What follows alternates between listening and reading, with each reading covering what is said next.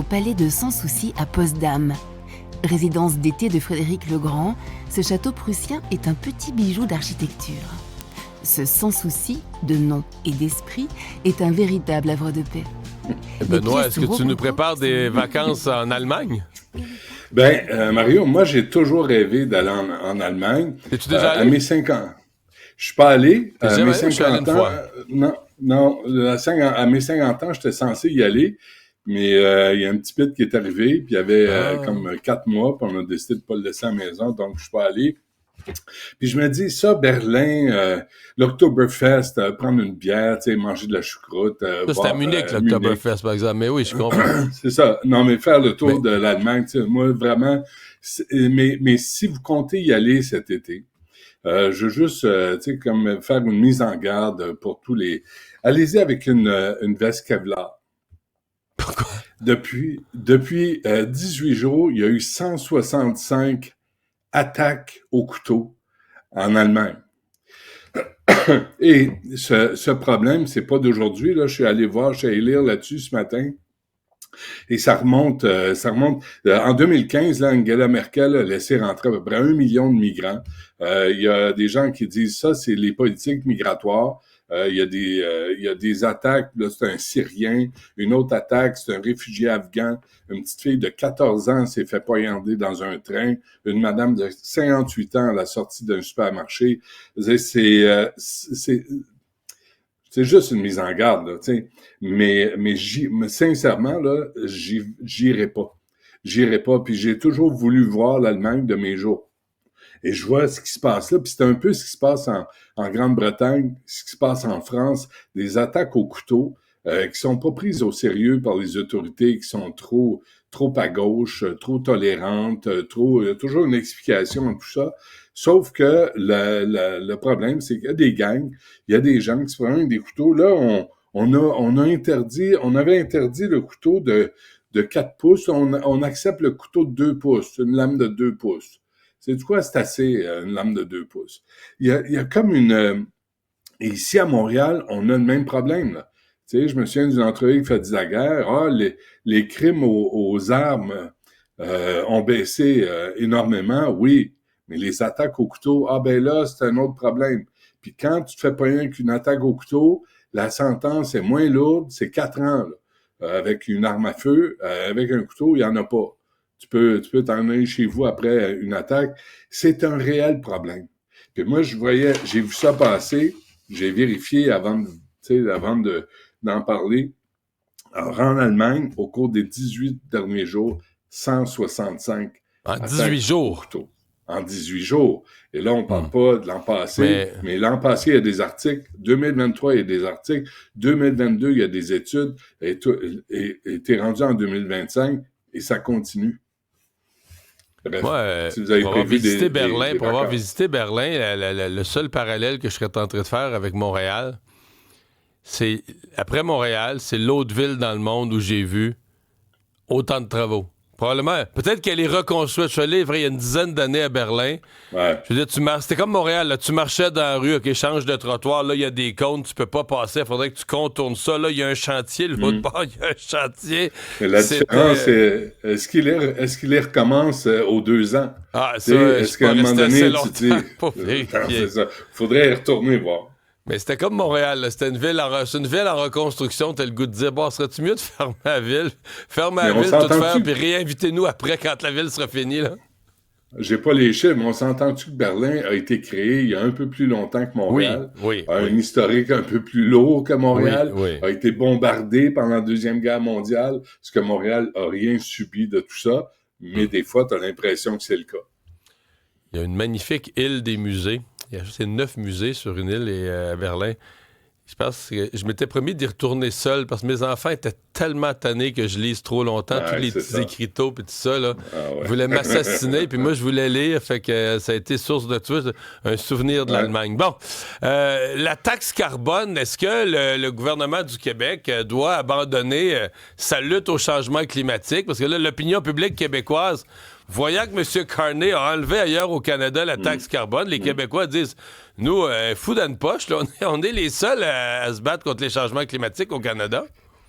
Tu sais, t'es obligé de te dire, est-ce que le Québec va sauver la planète à lui seul? Est-ce que nous autres, à 9,1 millions d'habitants, on va avoir un impact sur l'environnement, le climat global de la planète? Ah, faut Alors que faire tout notre le part. reste Il n'y a du pas de Canada petits, y a a pas de abdiqué. petits gestes, Benoît. Faut faire notre C'est pas ce part. que c'est pas ce que Québec solidaire disait. Souviens-toi, pendant la campagne électorale, on leur disait, mais là, c'est parce que vous investissez dans Facebook, puis les médias traditionnels sont en train de crever. Puis Québec solidaire dit, ah, c'est une goutte dans l'océan. Ah, Alors là, tu sais, c'est comme, on va essayer ouais. d'être cohérent un peu, là, tu sais. Mais c'est toujours au détriment des Québécois. Puis, tu sais, tu regardes, là, la réalité, là, vraie, les camionneurs, les livreurs, les vendeurs, les travailleurs, mettez ça au féminin aussi, là, les travailleurs sur la route, là, les gens qui vont chez vous pour réparer, qui ont leur truck, les exterminateurs, c'est tous des gens qui doivent mettre de l'essence dans leur véhicule. Mais c'est tous des gens Tous qui les payent jours. plus pour travailler à tous les jours. Puis là, tu dis, on peut pas ne pas tenir compte de ça. On peut pas faire semblant que nous, on est plus vertueux que le reste des Canadiens. Et moi, la question que je me pose, Mario, puis je te la pose à toi, qu'est-ce que l'équipe de communication assez ordinaire, pour pas dire pourrie, de Pierre Poilievre a pas compris sur la question? Parce que Mark Carney fait exactement ce que Poilievre voulait faire, mais là, parce que c'est les libéraux, c'est vertueux. Mais parce que c'était les conservateurs, c'était démoniaque.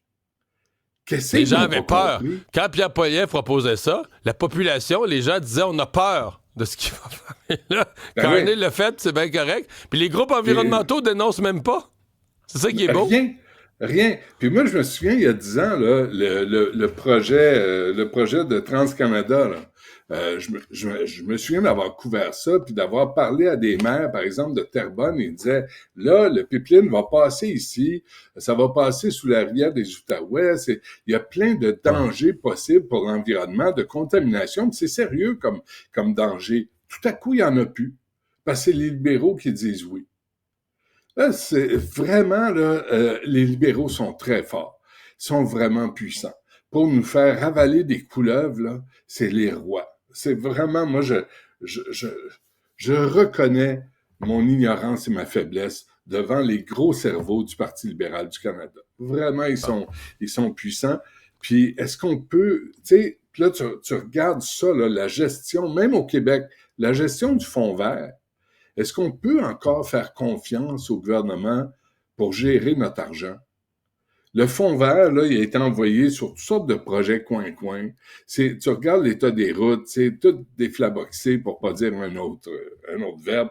Tu dis, il va où cet argent-là? Là? C'est 1,7 milliard accumulé dans le fonds d'électrification et de changement climatique. Le REM toujours en panne. L'électrification, Lyon électrique vient d'être réanimé de façon artificielle. Le On va voir ce que le ça donne. programme d'achat d'autobus électriques, là, ça, à mon avis, ça devrait être financé par le Fonds vert. Là. Si on subventionne, Ben, on aide les transporteurs écoliers là, à acheter des autobus électriques, ça, c'est Ben parfaitement un projet à financer par le Fonds vert. C'est probablement le genre Ben de oui. projet. Mais dans le Mais passé, il y a eu des les scandales. autobus, Là. mais les autobus comme ceux de la STM devraient être électrifiés aussi. Je comprends pas pourquoi on Mais marche ils sont, encore c'est au gaz, commencé, tu sais, en parce que ça coûte ville. une fortune. Ouais, C'est ça le pas problème. Les tout une garages. fortune. As-tu vu ce que ça a coûté les Ouais, garages puis les autobus garage électriques? de chasse. Ben Ben oui. oui. Tu as vu ce que ça a coûté? 260 millions. Ils sont rendus, je pense, à 850 pour le garage Hey, de chasse, pour faire un garage. Super. Benoît, dans ta générosité légendaire, tu nous as préparé un quiz? Je t'ai préparé, parce que j'ai besoin d'aide. Bon. Tu sais que je suis pas fort en maths, hein? J'ai vraiment jamais été très fort en maths. Toi, tu es un économiste, il faut m'expliquer ça. Là, il y a des gens, il y a des anciens patrons de la SAC qui défilent devant la commission Galland. OK? Et là, tu apprends que fallait ajouter 800 000 heures pour, Les heures. pour le programme pour SAC-Click.